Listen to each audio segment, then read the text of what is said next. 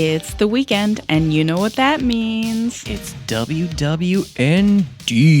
Wrestling with Neurodivergence, you dumb horse. And we're coming to you from the birthplace of Roderick Strong. EC, Wisconsin, baby. I'm Lisa. I have autism. And I am Gary, and I have ADHD. Woo! We will be discussing the November 20th Dynamite. But before we begin, we have a brief programming note. Is it housekeeping? It is. Oh, housekeeping! Oh. By the way, I tried to get the audio clip from Tommy Boy, Mm-hmm. but in that scene, there's a loud background track of the music, so it's I couldn't isolate it well. So I'm just like, we're gonna have to make our own and just record it and have pre-done housekeeping. Okay, that Or works. we can just say it every time. Maybe leave it up to the fans. Yeah. Yeah. Well, anyway, Lisa, I don't want to distract anymore. Let's get back to your housekeeping. Okay, the programming note. Mm-hmm. We will not have an episode next week, but never fear. I will be taking over threads for Dynamite. Yeah. So that's good. Mm-hmm. But it's that whole turkey day and blah, blah, blah. I got to go see family. Yep. I hope somebody has some advice for me later in the podcast on how to survive Thanksgiving. We will see. Oh, maybe. Stay tuned. Listen through the whole thing, guys. Mm-hmm. All right. So, any more housekeeping? No, we're done. Well, you know what that means. It's time to get this started. Woo! We opened with a little bit of seeing the November Rain video that premiered on Collision. Yeah. They replayed it. Mm-hmm. Just a little bit of it. Which Lisa and I talked beforehand. It was very well produced and entertaining to watch. But for me, November Rain, not a bad song, but not my favorite song either. So I'm just like, And for me, it gave me all the feels. Yeah, and that's good. That's good. But it's just, we discussed it how I'm like, if I'm going to listen to a Guns N' Roses song, I want something more upbeat. But I get why November Rain works. So, whatever. I can just shut my mouth now. Yeah. Yeah. Let's continue. Okay. Bitch count 1. There we go. Just kidding. Bitch. You're allowed to disagree. I like it. Okay. We open with the first match, Ricochet, Powerhouse Hobbs, and Will Ospreay, and Mark Davis versus Takeshita, and I refer to him as such because I can never pronounce his first name. Mm-hmm. Kyle Fletcher, Brian Cage, and Lance Archer. Yeah, which they were just really branding as the Don Callis family at this point, which is what we've always called them. But I like that they're leaning into that and building the family. Yes. Yeah. The ref is Rick Knox. I loved Will's United Empire jacket. Yeah. Yep. And Mark Davis is wrestling under the United Empire banner for this match. Yeah, he looked good in the colors too. Yeah. Hobbs's singlet was gorgeous. And this one is for Tino because we were on the same page. The ice blue. Yeah. Mm-hmm. With the white. Mm-hmm. It was just very crisp. And I'm digging Hobbs more and more. I don't know if it's that absence makes the heart grow fonder, but him being gone and then all of a sudden coming back made me go, yeah, I do need more Hobbs in my life. Exactly. Yeah. Ospreay used Fletcher's tearaway pants against him. Yeah. Outside the ring, where I just loved how I was like, what is he doing? And then it was like, oh, he's tearing his pants off for him. Mm-hmm. And then just using them, to beat him up a little bit. That's what you get, I guess. It's creative. Mm-hmm. I was wondering, is Brian Cage dyeing his hair darker or was he lightening his hair before? Because it's definitely darker now. That's an excellent question. I'm glad you noticed that because I didn't notice that, but now I want to talk about it. But his hair, his beard... I like that he's not doing the chops and the trying to be Wolverine thing anymore. Right. He's not Swolverine. I like his beard. And if he's dyeing his hair, that means he's coloring his beard too, which is totally fine. It's just something I noticed. I'm like, oh, his hair is dark, where it was a lighter brown before. I appreciate that because now I want to go back and look.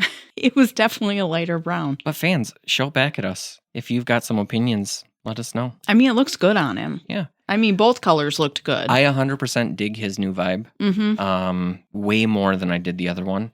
He's a great fit in the Don Callis family. Yeah. So it's just working well. I like him with Lance Archer as a tag team. Yeah. Yeah. They complement each other well. Their vibes definitely mesh. Yeah, and with him being, I don't know, how he was a heel before versus how he's a heel now with Callis. I don't even know how to put it into words, but I dig this vibe so much more. It fits better. It does fit better. Yeah. And again, with him with Lance Archer, it just works better. Yeah. They're two heels that go together better. Yeah. It's like a candy bar. Yeah. Hobbs got pulled out due to Archer putting him in the steel steps and then Cage throwing Ospreay against those steel steps. Right. And then the whole, his knee. And kudos to them because we were torn at first. So like, is that Are that they real? tricking us again? Because at first I'm like, okay, they're setting it up for a fake thing. And then what was it? Ospreay just comes out of the background like he hit it, not try. Or who was it that got thrown into the stairs? Was it Ospreay? Yeah. Okay, I thought so. And it was like, is this a Bryan Danielson fake out with the Tiger Driver? Is this a Buddy Matthews fake out with his knee? Yeah. What's happening? Right. So I was betting on it was a fake out. And then Amanda's like, I think it might be real. Right? She's like, who was it that went and got married? And I thought for sure he broke his knee. And we're like, that was Buddy. Who did a phenomenal job. Right. That was one of the best fake outs I've ever seen. Not that I've been watching like tremendously long, but it was good. Hobbs did make his return to kick some butt. Which led me to believe it was all planned. He did have the brace on. So that But he had the helped. brace on before, right? I can't remember. I don't remember seeing it before. I think he had the brace on the entire time. He probably did, but I was just like, wow, he's taking on all those guys from the Don Callis family by himself. Either way, the whole story that they had going during it played really well. Mm-hmm. Great match. I did like how Fletcher broke up Mark Davis's pin, and then they actually finally exchanged blows in the ring. Finally. Yeah. I still get the feeling that Mark Davis is probably going to turn heel. Really? I do. I just get this weird feeling like he's going to be eventually like, Kyle, I miss you. And I can see that. No, that's good insight. I don't know. Like, they've been a tag team for so long that I don't know. No. You're absolutely right. I like him teaming with Ospreay. So I almost hope if they do turn him heel that they wait. They wait. Right. But eventually they are just like, yeah, here's another friend that betrays you. I'm gonna abstain from making a decision. I'll say if they turn him heel, I can dig it. If they keep him with Ospreay, I can dig it. So let's see how it plays out. Mm-hmm. Takeshita, Fletcher, Cage, and Archer won. Mm-hmm. I did like how Takeshita did that pin. Yeah, that nice. was a dirty pin. But that's what he specializes in. I know, but he licked his lip, and it was all like that kind of dirty. Yeah, it was all very. We'll see how it influences the thirstometer. It was like, oh, hello. I believe I saw it referred to as a slutty pin. Ah, yes. Now that you mentioned that, I know what you mean. Yep, yeah, I did see that. Mm-hmm. There we go. Yeah. There's me being lost. What's a slutty pin? But I got it now. I got it. Props to Neon Ghost for making that whole image right. with threads. What'd you think of the ref? So Rick did a decent job. He's gonna get a thumbs up. It was chaotic and there was some stuff, but it was one of those things where it was allowed. It wasn't any shenanigans that shouldn't have happened that he let slip. So he's gonna get a thumbs up. Yeah. Takeaway. Mm-hmm. Great match. Yeah. Really good match to start off Dynamite. Mm-hmm. Got me hooked right away. Yeah. Good storytelling. Good fake outs. Mm-hmm. I'm still wondering, what is on Ricochet's thigh? Is it purely decorative or is it a compression type object? Like a compression band? Ooh. What is it? And now you got me thinking about Ricochet. So fans, if you haven't done this, go out and look for pictures of Ricochet when he still had hair. With long hair. It's great. Check it out. I will post it on our socials. You'll see why he doesn't have hair now, like why he shaves it. It looks okay. Does it though? Yeah, I mean, because he's Ricochet, I'm going to cut him a break. Okay, that's fair. Yeah. I mean, I'm not one to talk, honestly, but... Oh, y'all should have seen Lisa in the shaved head days. I can post a picture. Yeah, it's good stuff. I mean, my head looks really tiny on a bigger body, but... There's a picture of you and me at that, it wasn't our prom, but at the prom together. Maybe we'll post that. I don't know. There's also one just me solo. Yeah. So... Well, we got a wedding coming up, so there's going to be some more pictures of us. Maybe we can post some of those later, too. I mean, you'll have hair. Yeah. But it's going to be in the same building where that prom took place, so we could recreate the photo, Lisa, is what I'm getting at. I just need to bring a Diet Coke. Well, let's be honest. We don't go anywhere without Diet Cokes. That's true. Thirstometer. Yes. Oh, just because of that slutty pin? Yeah. 11 out of There 10. we go. There we go. I can see it. I mean, Mm-hmm. he earned it. And he's got He the worked nail. for it. Yeah, he did. Yeah. He's got the nail polish, everything. Yep. Let's close out this match. All right. Next up, we have a promo with Mox, Claudio, Marina, and Yuta. Mm-hmm. Mox is basically saying that Orange Cassidy is a snake, and he said, you're a threat to my people, and I will destroy you at Full Gear. Right. Claudio shouted some stuff in German to, obviously because he listens to all of us, and we're like, you're not heelish enough. So he's like, I'm just going to really cement this. Yeah, and I think my response to that was, oh yeah, shouting stuff in German, that's going to... I mean, no offense to any German listeners, actually. No. The language can be spoken very beautifully, but it can also be spoken very harsh. And he was speaking it harshly. He went for the harsh. Yeah, he did. He was yelling it at us, and I was like, excuse you, sir. Yeah. Marina was staring at Yuta like she was going to eat him. Yeah. Yeah. Yuta was just staring at the camera like, I wanted to go, blink if you're in trouble. Right. It was totally hostage situation vibes. Takeaway, I am really looking forward to the Full Gear match. Yeah, 100%. And even a little bit of foreshadowing, the stuff that happened later in the match, which we'll talk about soon. Mm-hmm. All of it blended in really well. Mm-hmm. So great start to the promo to building. And yeah, 100% agree. Thirstometer, 11 out of 10. Yeah. It's Moxley. And random German. Yeah. I mean, why not, right? That's true. Yeah. We then see Darby just walking around with a skateboard, and he said that tonight is Claudio's chance to get a piece of him first before I think he said the other Death Riders do. Yeah. So my takeaway was like, okay, let's see what you got, Reckless Boy Wonder. I'm always up for Darby. I mean, the guy's just an animal. Mm-hmm. Just a beast. I'm surprised he's so reckless considering he has an amateur wrestling background. He's just bold. I worry. I don't blame you for worrying. I worry about the people that I like the most. I worry about getting injured for sure. But I also have a lot of faith in him. And maybe it's misplaced faith. We'll see. Yeah. Thirstometer. 9 out of 10. Yeah, that's good. Good job, buddy. I feel like I'd break him. We'll leave it at that. Renee is waiting to get a word with the Hurt Syndicate. Yeah. Her rose top, where it was like sheer sleeves, she was looking classy. It looked really great on her. She was just effortless as always. I completely missed most of the details of the Hurt Syndicate, but I do remember that they looked dapper. Like they're always on point. Yeah. Although Bobby's suit was a little like, what's going on? Because I do remember it was vertical striped, wide striped, like the black and white, and then within the white were pinstripes. Yeah. And it was like, oh, where do my eyes look? Do you want to hear something amazing, Lisa? Yeah. So about the Hurt Syndicate looking dapper. Yeah. Because I'd mentioned we're going to be in a wedding soon. Yeah. I went and got a new suit. Uh-huh. And I made damn sure that I have a pocket square. Yes. Yeah. Yes. Yeah. So thank you for the inspiration, Hurt Syndicate. Yes. See, MVP is just... Yeah. He is inspiring everyone. Well, because he's a heel, I have my gripes, which are like the fake gripes. Right. Which we'll dive into later. But he's always on point. So good for him. I just, Nana's my boy. So yeah, I understand. Okay, I'm glad you get it. Mm-hmm. But yeah, they looked great. I do remember that much. And I do remember that like the little flower on MVP's lapel was pink. Oh, nice. Mm-hmm. Nice. The surprise announcement that MVP had was that Bobby will be in action. And then out of nowhere, Swerve in a tan-colored long fur jacket comes out and just attacks Bobby. Yeah, that was a good surprise. It was. I was like, what's happening? Flurry of action. And it's like, oh, it's Swerve. Mm-hmm. And then Bobby's just laid out. Yeah. It was good. It was good. It was a good promo. I like the surprise stuff. Mm-hmm. Thirstometer. Yeah. 10 out of 10. Yeah. It would have been higher, but I didn't see a lot of Swerve. There you go. Adam Cole comes out to the ring.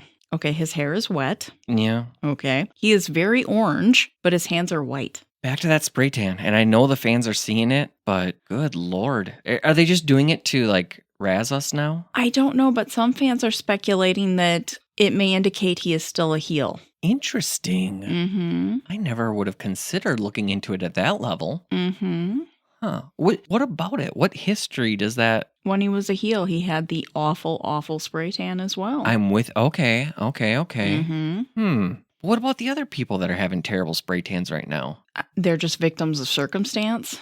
Yeah, okay. But Interesting. Let's see how that plays out. I did notice that his skin matched his shoelaces. Because I was like, what? And I'm not laughing at you. I'm laughing at the fact that somebody would go that far. I just noticed it. And I think it was purely coincidence. But I was like, shouldn't you check that out before you go out? Kyle O'Reilly came out to interrupt story time. Yeah, baby. Yeah. And he said the crusade with MJF needs to come to an end before someone gets hurt. And, you know, your friends need to stop fighting your battles for you. And that's when Adam was like, you don't think Roddy can beat MJF? And Kyle was like, MJF is pulling the strings. He is more of an evil bastard than you will ever be, and that's a good thing. Yeah. And my takeaway was like, is he though? Like, yeah, MJF hasn't been there in weeks, so yeah, he gets an advantage. He is pulling the strings. But what if Adam is a little jealous that Roddy is the one in the match and he's not, and he costs? Oh, yeah, which could contribute to the turning heel. Right. Right, yeah. That's a very interesting thought. I like that. My take was, with all things being equal, Roddy is the type of guy that could take MJF. But I get where Kyle's going with it, where MJF's going to stack the deck. Right. It's not going to be equal. He's pulling strings. He's up to no good. So I get the concern. I get the whole thing. But at the same time, part of me was just like, hey, man, don't discredit your friend.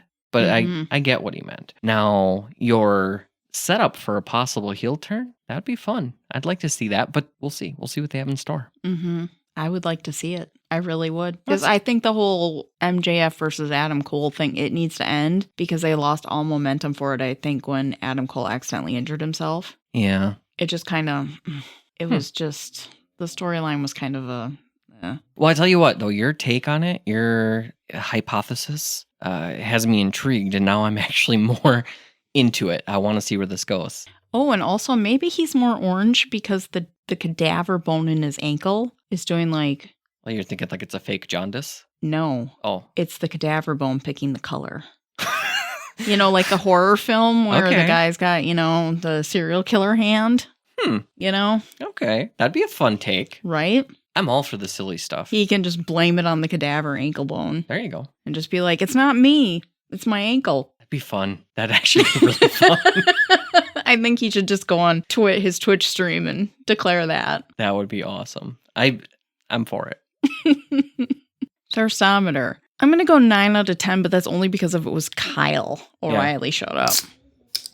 Okay. Wait, Kyle brought it down for No, you? he brought it. He's the one that brought it to like a 9 out of a 10. There we go. Good. We see Orange Cassidy, and he was very serious and said, tonight I'm going to beat Yu Yuta, and Saturday he's going to beat Jon Moxley. And then Ishii, Briscoe, and Rocky Romero come out and say they'll come out with him to the ring. And he says, no, stay away and let me do it on my own. He doesn't want him to get hurt. Yeah. And Mark Briscoe was like, we're fighters. And they keep trying to convince him, like, we got your back. This is down to conglomerate, until Orange basically yells at them to stay back. But he does it so politely by yelling, please. And that's good because he was assertive, but he wasn't being a shithead. Correct. Because that would get you kicked out of the conglomeration. Yes. And he basically was like, there you go, guys. 1 of me, 5 of you. Yep. Yeah. So that made me intrigued about what's going to happen. Yeah, definitely. I was intrigued too. I also thought it was kind of a silly move. I'm like, oh, buddy. But a little more foreshadowing with how it played out later. I was actually, I dug it. I'm like, okay, you guys did it right. Thirstometer. Yeah. 10 out of 10. Solid. Rocky. And the hot one, Ishii, was there. Yeah, Ishii was there, so. And we don't know yet what Rocky is in the conglomeration. So take that too, Kyle. Give us something. Yeah. We have a match. Chris Statlander versus Hikaru Shida. The referee was Aubrey Edwards. So we were all talking, all of us being you, me, and Amanda. Yep. Statlander's orange and yellow gear looks great when she comes out, right? Yeah. With the lights. Right. But it doesn't really complement her skin tone so much. Right. The color on its own, I freaking love that Right. shade of orange. Yeah. But you are correct. It blends almost too much with her skin tone. Like, she looks great in, like, magenta, the purple, the blacks, the Yeah, blues. Because those pop more. Right. And they don't blend as much. Yeah. But we're also not going to shame her because she looks No, good. because she's great. Yeah. She's beautiful. She's amazing. So maybe if she had like some, what do you think, possibly like darker tights underneath or something? Maybe. Yeah. I'm not really sure. But mix it up. Because we're always, I'm not going to put my words in Lisa's mouth. I'm always for Statlander. I am too. Okay, cool. I mean, she could bench press me for all I care. Throw me around. I'd like to see that. Throw me around. I'm for it. Cool. How Sheeta wrestles with that upper body harness thing. Wow. Yeah. Because that, I couldn't do it. I'd be like, oh, I'm constricted. Sensory nightmare. Yep. And I'm always afraid that Sheeta's bottoms are going to creep up her butt. I know what you mean. Yep. I know what you mean. But they stay in place. So place. props to whoever designed that outfit. Or maybe there's some double-sided tape underneath that we don't know Who about. knows? But hey, whatever works. yeah, it was a great match. It was. Statlander won. Mm-hmm. She helped up Sheeta. Mercedes came out with the camel. The camel? What? Oh, what? Camel? Camel.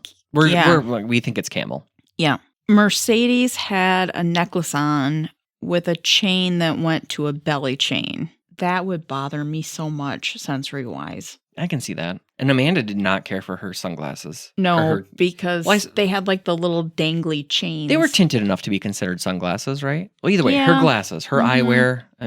Yeah. She sent Camille to go get Statlander, and then she ended up getting thrown through the ropes after, Stat had her way with her and Sheeta kicked her. Yeah. So that was nice. They're obviously building up to something with Camille. Mm-hmm. Camel, whatever. Camille. Camille, that's a fun way of saying it. Well, either way, Camille. They're obviously building up something with her, but boy, did she not look good tonight. Yeah, like you do you, lady. Whatever. Yeah. Mercedes tried to hit the bank statement, and that was countered by Statlander. So I don't know if that's going to be foreshadowing. Yeah, I hope so. Yeah. What'd you think of Aubrey's job? Did not let me down. Aubrey was stellar as always, but really good with her points, and so she's getting thumbs up from me. Like I said before, I thought this was an excellent match between Sheeta and Statlander, and I really do hope that at Full Gear, Statlander walks away with the TBS championship, because that would mean that Sheeta gets first dibs. That would be cool. Thirstometer. 9 out of 10. Oh, nice. Camille brought it down. Oh. Well, you know what? Just for the fans, let's isolate it out. Okay. Give Camille her own rating. Camille gets all the Diet Pepsis. Ooh. Sorry, Camille. Oh. And we'll give you another camel grunt for fun. And for our fans out there, that literally is a camel grunting. It is. We go above and beyond to be authentic. MVP and Shelton Benjamin are in the back, and they go attack Swerve, but it's just some guy in Swerve's jacket. Yeah, not cool, guys. No, and MVP was mad and hits him with the cane anyway in the stomach, and Shelton hits him, and they just leave him in a little crumbled heap. Poor dude. Yeah, I don't really have a takeaway except, you guys, that was mean. I'm in that same boat. Yeah, vent your frustrations somehow else. Yeah, totally. I understand your heels. Yeah, good heel move, but living in our proper kayfabe universe, boo on you. Boo. Thirstometer. Yeah. 10 out of 10. Oh, really? Yeah. Okay. I like them both. No, that's fair. I'll allow it. Give them to me. Yeah. We have a match. Bobby Lashley versus Cheeseburger and Joe Keys. Yes. It was nice to see Cheeseburger again. It was good to see Cheeseburger again. And boy, was the crowd behind Cheeseburger. Yes. And I loved it. I was there for it. I was there for every minute of it. The ref was Brandon Martinez, we think. Yeah, because I don't know if it looked like Brandon, but at the same time it didn't. It didn't. But when we looked up the ref roster... See, these guys keep changing their facial hair too. And it's throwing me. Yeah. And you know what? Call out the refs. Put their names. If you get, you have the graphic of the wrestler's name. Put the refs. Yeah, we want to know the refs too. Some of us want to know. It's a neurodivergent thing for some of us. Exactly. I liked Lashley's tights. Mm-hmm. They had that red velvetish look. Which you clearly are a fan of. Yeah. We've brought that up before. His gear looked nice. Mm-hmm. That's really all the notes I had except, poor cheeseburger.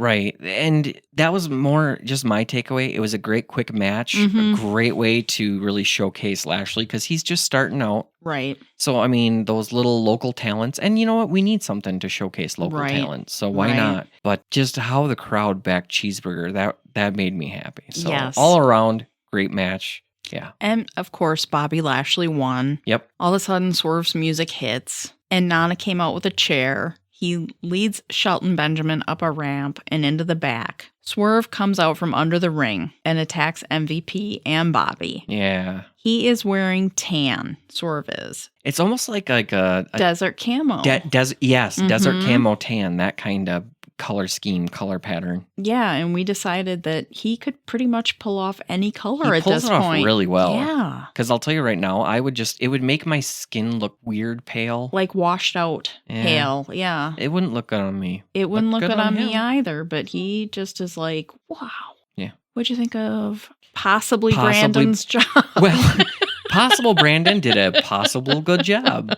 No, he did good. It was a quick match, so he's just going to get a simple thumbs up, but good match. Takeaway. Obviously, I understand they want to make Bobby look as dominant as possible. That's why they put him in the ring against two people. Yeah. It was nice seeing Cheeseburger again. Solid takeaway. For me, 100% agree on that, but the post-match shenanigans was a little bit of MVP's getting his comeuppance. Oh, yeah. Which made me happy. Thermometer. Yeah. 11 out of 10. Oh, yeah. Got to see Doesn't Swerve. surprise me. Let's close this match out. Oh, yes. Renee is with Mariah May, and she is with Mina Shirakawa. And they basically talk about how they're going to have their champagne celebration. That's what I took away from it, besides the shimming of the chest. That's a new thing. The dancing. You got to shimmy the ladies. Yep. I don't know how else to put that. But that's basically just with Mina. Yeah, that's Mina's thing. Yeah. So far it's been Mina, but also she brought in Harley. So Harley got in on the action, and now Mariah's gotten in on the action. If that's her signature move, I'm for it. And you know what? It's funny to see like Renee and or whoever other commentary person. It's fun to see their reaction to it. So I'm for it. I liked that Mina was basically doing her own music to the dancing. Yes, that was good. No, it was a short and sweet promo. Yep. Not a lot to talk about, but at the same time, I feel like she's bringing a little more pizzazz to Mariah May. Because I'll be honest, for me, Mariah May has been getting a little dull. Yeah. So I'm liking where this is going. Yeah. Thermometer. Yeah. 9 out of 10. Okay. I mean, there was some shimmy and some shake. Why not? Now we have Darby Allin versus Claudio. Yes. The ref was Paul Turner. Darby came out wearing his pink jacket that is under his brand. I was surprised Claudio came out by himself. Right. Yeah, I didn't really think about that until just now, but yeah, it worked though. Yeah, it did. Darby got thrown onto that timekeeper's table, and that table did not break. No, that was rough. I was worried for him at first. I was just like, did they not gimmick that table? Is that something that he and Claudio just called an audible on? Dude, throw me on the table. I think it was supposed to. Well, something on it kind of cracked, but it did not break. Oh, but maybe he just doesn't weigh enough to break the table. Yeah, that's a good point. And then he broke the 10 count. I'm like, no, just stay down. Right, yeah. All in all, though, that was like a tremendous segment. It was a good match. It was a great match all around, but specifically the going through the table and then him looking like he's dead. And then a 10 count and he still jumps in. It was good. Only to get pinned. Yeah. So Claudio won. Yeah. How'd you think Paul Turner did?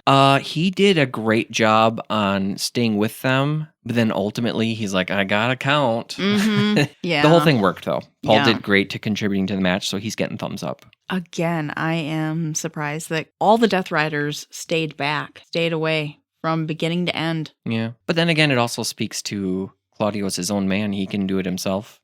That's true. So, yeah. But I agree with you. I never expect to see them alone anymore. Right. Because they're so tight. Darby did actually wrestle instead of just get thrown around. So that was cool. He took some rough bumps, though. Oh, yeah. It was impressive. He did. Because there was like a Claudio spin again that threw him into something. And it's like, dude, you're going to break something. You can only do that so many times without killing yourself. But yeah, good match, good stuff. Thirstometer. 9 out of 10.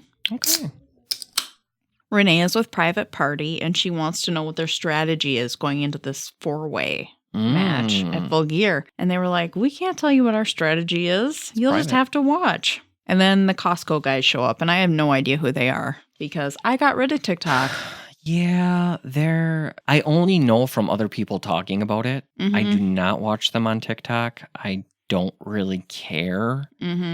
I don't blame them for bringing it out because they're trying to bring in more audience. So, crossing paths and meshing things together works. Yeah. But from this one dude's point of view, I checked out as soon as I saw them. So takeaway, I'm looking forward to the 4-way match at Full Gear. Yeah. No, I okay. That's fair. I'm looking forward to that too. I just, in my opinion, less Costco dudes. Gotcha. But that's just one opinion. And I don't want to yuck anyone else's yum. That's something that I think we're trying to say more of. We want to be honest about our opinions, but we're not trying to trash people. Right. We respect all the opinions here. Thirstometer, I'm going to say 9 out of 10 for the Private Party dudes. Okay.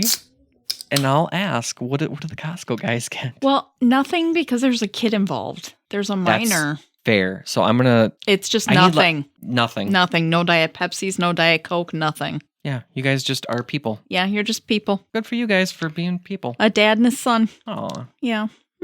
We see MJF pull up someplace and... Oh, and just for clarification, for all the fans out there, when I said that to Lisa, I was not thinking about the kid. Oh, no, I understand. I was thinking in my head just the parent. Yeah. But yeah. Yeah, but no, like, I still as agree. soon as you asked, I was like, I don't want to. Yeah. No, that's fair.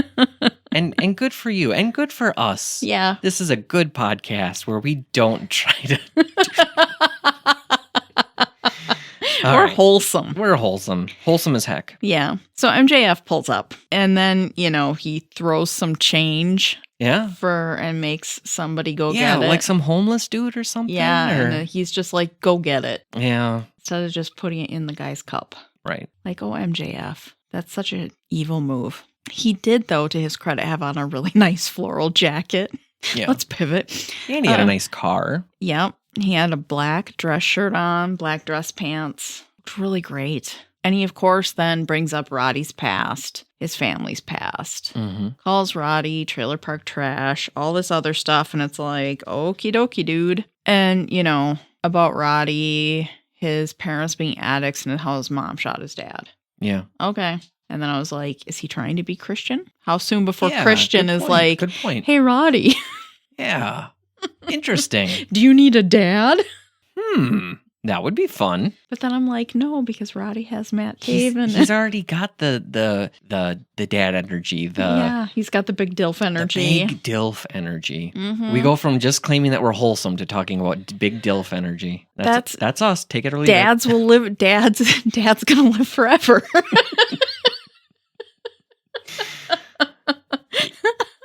Yeah, that's what it means. Yeah. All right. So takeaway. Oh, MJF, super heel move. Yes. He's got being a heel down to an art. He just makes it look better than anyone else ever, in my opinion, ever could. Thirstometer. Well, hold up. Oh, okay. I just wanted to he's got MJF. Yeah. Great heel energy. But Lisa, because our boy Roddy is from Eau Claire. Well, born in Eau Claire. Sure. But hear me out. Yeah. Calling out his past and being all trailer park, it cut me a little deep. Oh, yeah. Because we don't know. Like, we knew he grew up in Florida. Yeah. We don't know when he moved because Wikipedia doesn't say. Yeah. So, Roddy, maybe you should go out and edit your Wikipedia. The source of all truthful knowledge. Yeah, well, actually, no.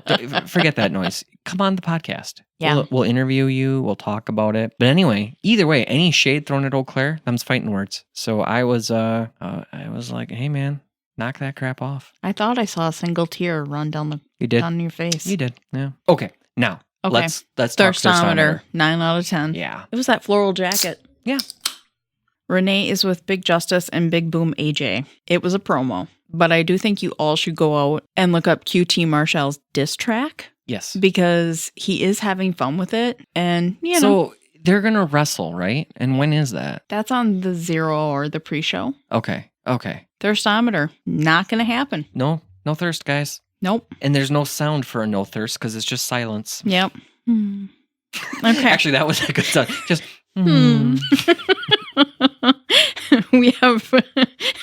We're pivoting now. Roddy with Matt Taven and Mike Bennett. Roddy is unfazed by what MJF has said because he's been hearing stuff like that his whole life. Yep. From grammar school on up. Which is a great way to come back. Yep. He also said he's not slept a wink since Wednesday because he's super excited for the match at Full Gear. Mm-hmm. He finally gets his hands on Max, and then, he screamed Max. Yes. And then you heard some audience member, refer to Max like a Melvin. Yes, I did hear that. I remember hearing that. That was great. So, yeah, this whole thing made me excited for Roddy and Max's match. Yeah. At Full Gear. Which already was excited, but it's definitely adding fuel to the fire, and I'm all for it. Mm-hmm. Thirstometer. Mm-hmm. 10 out of 10. Yeah. We then all of a sudden see some camera footage that is a follow-up of what happened on Collision when Daddy Magic and Daniel Garcia put Jack Perry on the hood of the Scapegoat bus and drove off with him. Yeah, they played it as they got the footage back somehow or something. Or yeah, that they would let everybody see what happened. Mm-hmm. There was some kidnapping with some light torture. Yeah. No big deal. I'm still waiting for Daniel Garcia and Jack Perry to just make out and just end the sexual tension. They have that energy. Mm-hmm. They can just get it right in each other's faces. And Jack Perry spit in his face, and I'm like, you want it. Well, yeah. And then, Daniel Garcia came up to him with a crowbar, like he was going to hit him, and instead turned around and started hitting the front of the Scapegoat bus, and Jack Perry was just laughing. And see, and that's the thing, man. You can't laugh at that. That's a deep cut. It's like, oh, you were going to hit me? Ha, ha, ha. Oh, no, you're hitting my baby. But yeah, whatever. But he didn't care. He just doesn't care. No. He threw Daniel Garcia threw water on him to wake him up. He was tied to a chair, Yeah. Yet more crimes committed on a wrestling show. More crimes. I love it. Oh, okay. I love it. Yeah. I mean, you've got some murder sometimes on pay-per-views. Mm-hmm. Attempted murder. Yeah. House arson. Arson. Now you have kidnapping. Kidnapping and arson. That's great. Fun for the whole family. It is. Thirstometer. Mm-hmm. I'm going to say 10 out of 10. Yeah. Sexual tension. I'm surprised it didn't get higher. Renee is with Chris Jericho and Ishii to do the contract signing. And Jericho's like, I need my lawyer to look over this contract. And Renee is just like, it was sent to your lawyer last week. Yeah. And he walks away. And what I love is all of a sudden you see Ishii like freaking Michael Myers. Yeah. Just following him. And it was just like, okay. He's just stalking him throughout the arena. Right. Both guys milked it so well. Yes. Not that he deserves praise, but even on the look on his face. But yeah, you're right. Just the subtle facial expressions on both dudes of just I'm panicked, but I don't want to show it. And yet, and Ishii coming out like just blank, but yet I want menacing. Yes. No, it was great. It was great. And then I like that Jericho is just like, oh, I don't have a pen. Yeah. And Ishii's just like pulls one out from his trunks. Yep. And then of course Brian Keith and Big Bill attack Ishii, but Briscoe and Rocky Romero come to Ishii's aid before he can get stabbed with the pen. Yeah. So yeah. It was predictable but fun. Yeah. I don't really have a takeaway except, I liked the comedic aspect of it. Right. And it's nice when even Jericho can make you smile. Right. Because typically he doesn't. Yeah. But I'm also going to give a lot of the credit to Ishii. Yes. So, yeah, not like a tremendous story building promo. No. But a fun comedic break. So, yeah. Good job, guys. Thirstometer. Mm-hmm. Okay, the conglomeration will get 9 out of 10. Okay. Diet Cokes. Mm-hmm. Learning Tree will get all the Diet Pepsis. Yeah. Sorry, guys. Jamie Hayter is talking with Renee. And Renee is asking her, what's your reaction to having your promo cut off?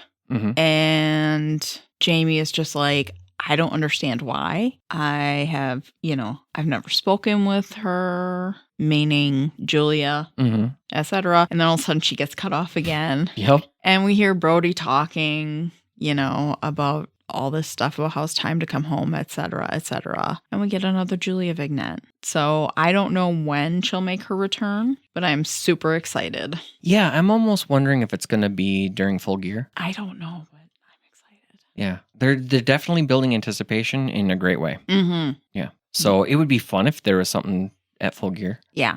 But we'll see. Thirstometer. Mm-hmm. 9 out of 10. Yeah.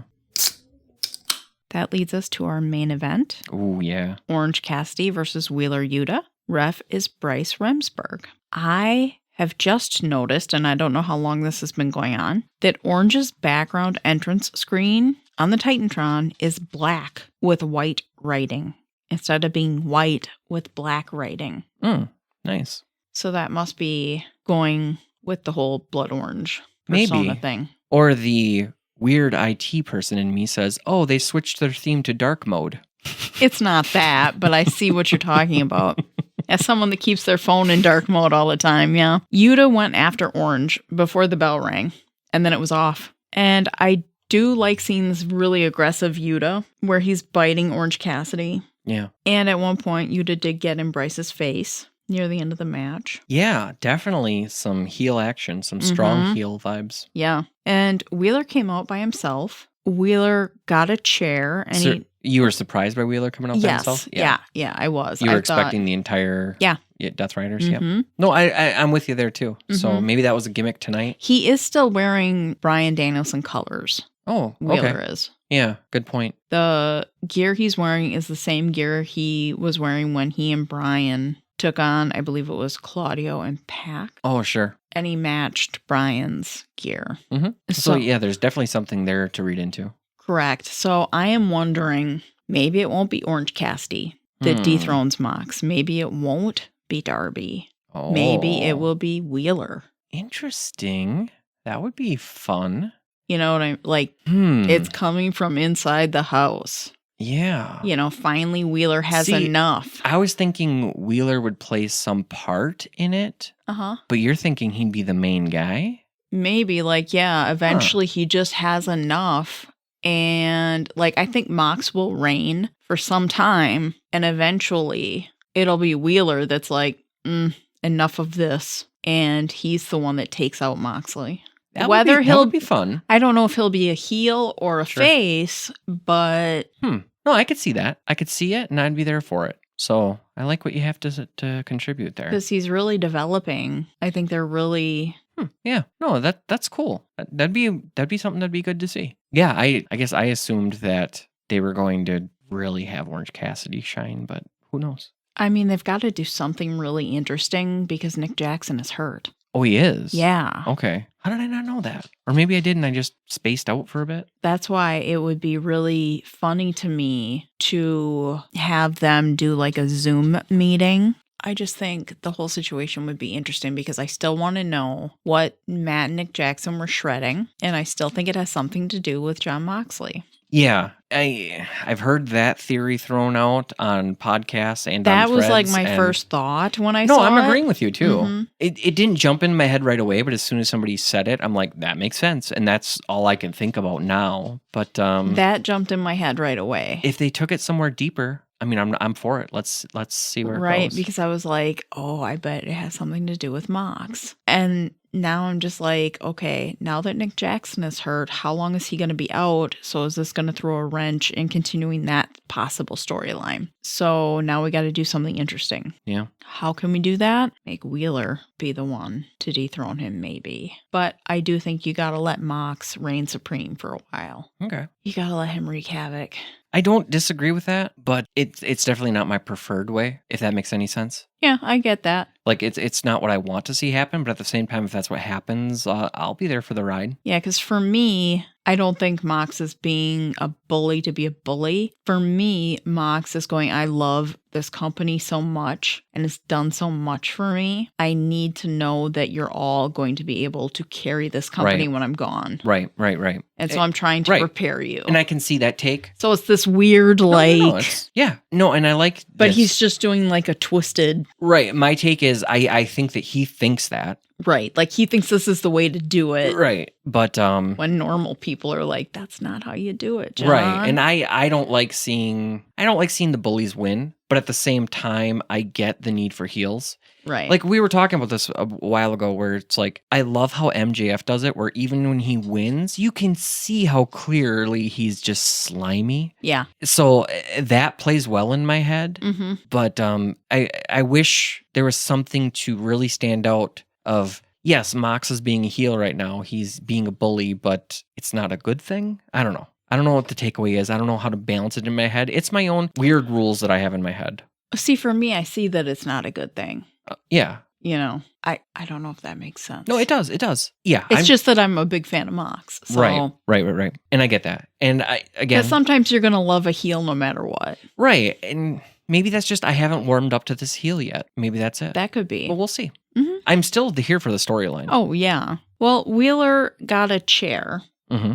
And he tried to hit Orange Cassidy with it, but Orange ducked out of the way and was able to get the pin. Yeah. So Orange won. At that point, Pac came out and he kicked Orange in the face. Then Claudio came out and Mox came out in all black. And Marina came out with duct tape. Claudio put Orange's hands in his pockets and taped his hands in his pockets. And eventually the Death Riders left. But I did notice that when Mox was like punching Orange and they were all kind of pushing him and shoving him and all that, Marina did not hit him. Mm-hmm. Yeah. And what's your take on that? Well, I know that's been a problem for some people. They don't like it if like Marina could possibly hit somebody and they can't hit her back. Right. And that's, you know what? That's my take too. Because I'll be honest, it doesn't bug me as much as it bugs some. Mm-hmm. But part of me is we can't have a dude hitting a girl because I don't want to set that level. Like I like that they're like, hey man, that's off limits. Dudes don't hit girls. But at the same time, you got to have some respect the other way too. It's like, hey, if I can't hit you back, you don't hit me. So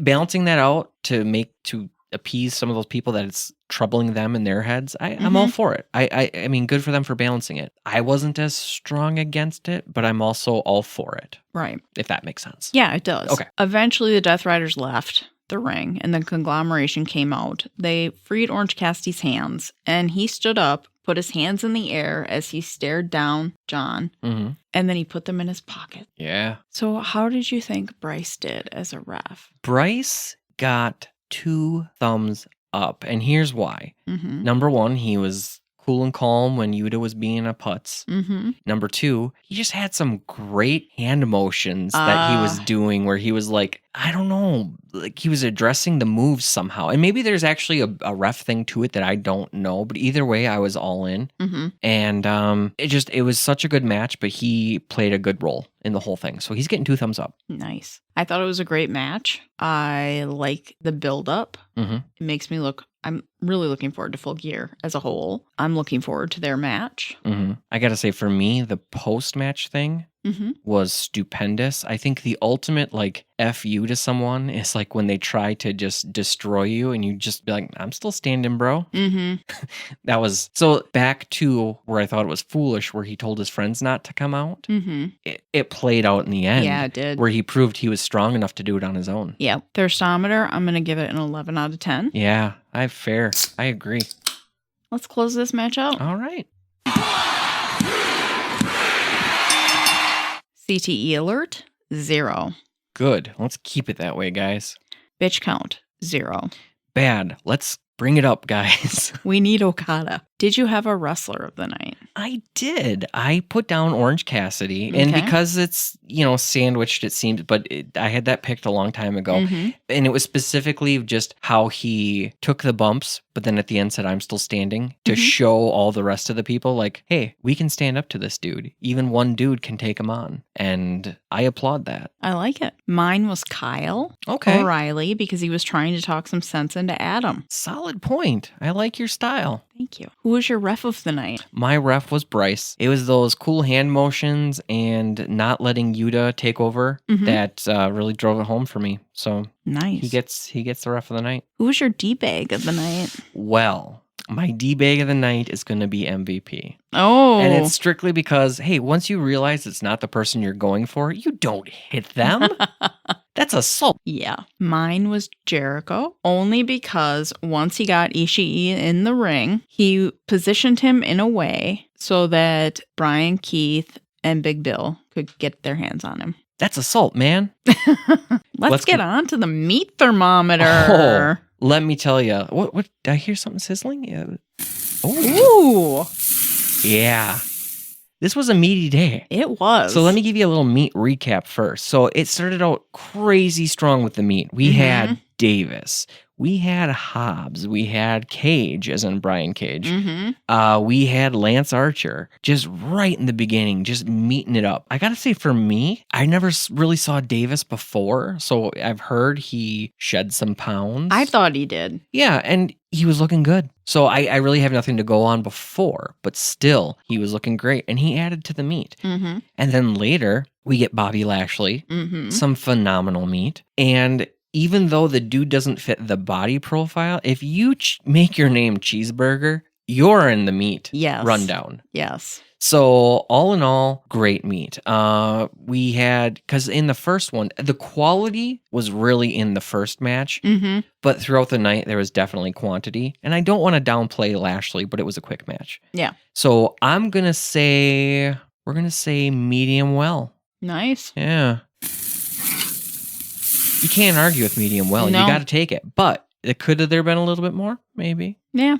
All right. It is time for our neurodivergent interesting fact of the night this one's via us. Yeah, this was something Lisa and I came up with, but we thought it's very fitting with this current season. But yeah, for the United States listeners, Thanksgiving is next week.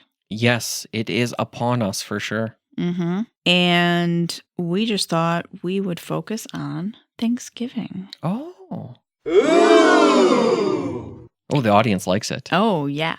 So if you are neurodivergent and you have any type of family gathering, whether it be Thanksgiving, if you're in the U.S., or something else. We're just saying gathering with family can be stressful. So we're going to give some tips for the neurodivergent and also family members of people who are neurodivergent and so on and so forth. So Lisa, let's hear it. So before the gathering, communicate with your family. Inform loved ones about your needs and potential challenges, explaining what might trigger sensory overload or anxiety in large group settings. Plan your exit strategy. Identify a quiet space that you can retreat to if needed and let family members know where it is. And that's a good point. We're not saying running off. No. We're saying if you need to balance, have a spot where you can go, a quiet place. Like a bedroom. Or even, the loops. If you're fortunate enough to have loops or some sort of headphones so you can just take a stimulation break, do it. Which brings us to this next one, prepare sensory tools. Yes. Consider bringing noise-canceling headphones, fidget toys, or calming scents to manage sensory input. Set boundaries. Decide how long you can comfortably stay at the gathering and communicate this to others. Yeah. Now, during the gathering, take breaks. Don't feel obligated to stay in the middle of the action all the time. Step away to your quiet space when needed. Pace yourself. Engage in conversation and activities that you feel manageable and don't push yourself beyond your comfort level. Prioritize self-care. Eat healthy snacks. Stay hydrated and practice relaxation techniques like deep breathing if you feel overwhelmed. Communicate your needs. If you're feeling overwhelmed, let a trusted family member know and ask for support. Choose your interactions. Prioritize conversations with people who understand and respect your needs. Consider sensory factors. Noise level. Be mindful of loud environments and crowds and find quieter areas if needed. Lighting. Bright lights can be overwhelming, so try to find spaces with softer lighting.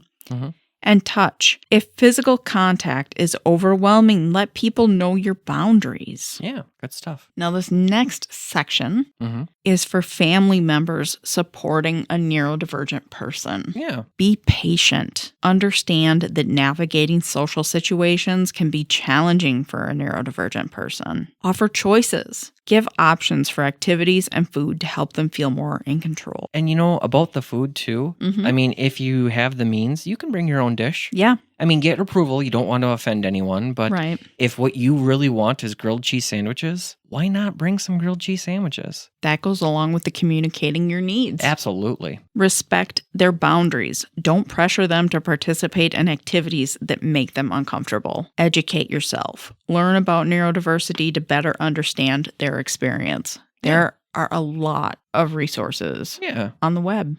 Absolutely. Check it out. Well, I think that was a pretty good roundup. Yeah, I think so too. So just to close out the fun fact, we hope you all have a very safe thing. Not close out the episode, but the fun fact. Try to get the most as you can out of it. Enjoy the time with family. Don't look at it as, if you can, don't try not to look at it. Attitude makes such a difference. If you go in with a positive attitude, you'd be surprised how things can turn around. So keep these tools in your mind to help you out. And one other thing I did have on here, and I'll throw this out.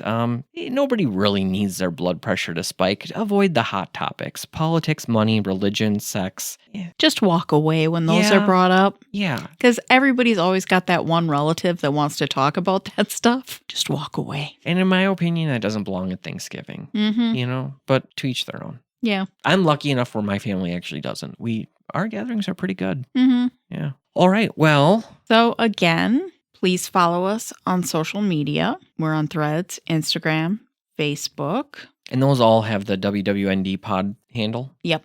And then we're retooling our website to make it a little bit easier so we can have a one-stop shop. Right now, we do have a website, which is podcastahoy.com/WWND. But we are in the process of purchasing our own domain for WWND, so it'd be shorter. And once we have that, we can just give you that, and then that'll be the one-stop shop. So that's what we're hoping for, but we'll keep you posted. Don't forget to subscribe, follow, and rate us, please. Absolutely. And tell everybody about us. Yes. Rant about it out in public. We don't care if you just shout it. Yeah. Drop leaf lifts, whatever. Yeah. Programming note, just to remind you, we will not have an episode next week, but I will be taking over Threads for Dynamite. Yep. I will be off visiting family. Yep. And as Hangman said, leaves is plants. And with that, we bid you adieu. Dead air!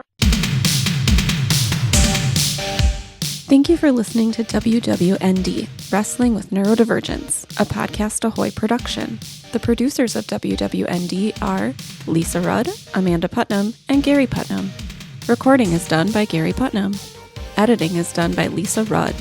Check out our social media for updates on upcoming pods and for clips and other media referenced in this episode. Links and information can be found in the episode notes. Thanks again from everyone at the WWND family.